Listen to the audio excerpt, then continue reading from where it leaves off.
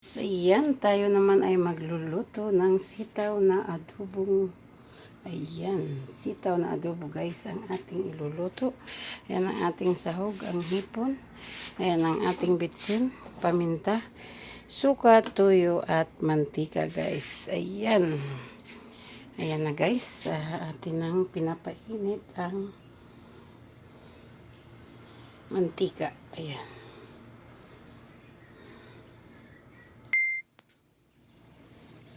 Ayan na guys. Lagay na natin ang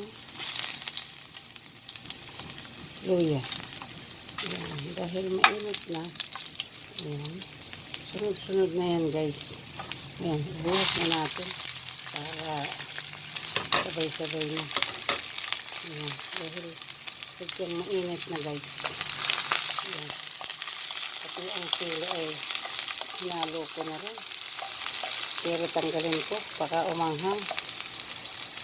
Kasi hinati ko yung isang sili. Yung isa lang na hinati ko ang tanggalin ko. Ayan. Ilagay ko na rin itong hito. Pinalatan ko na yan guys. Ayan. Nakas lang natin. Ayan. Ayan guys.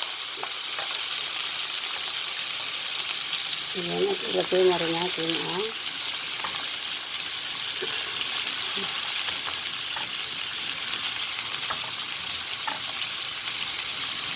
sitaw guys.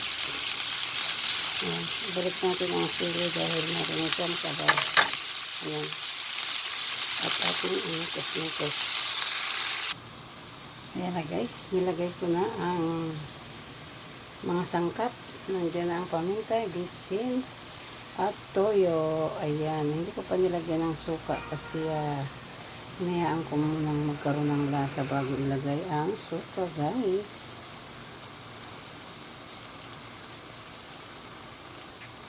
Ayan, nilagay na rin natin ang suka pero hindi muna natin siya haluin guys. Maya ng konti para din lumasa siya. Ayan. Ayan, ito na. Dahil kumukulo na, pwede na natin siyang haluin guys. Ayan.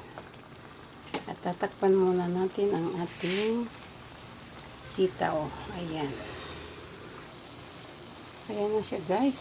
Ang ating gulay.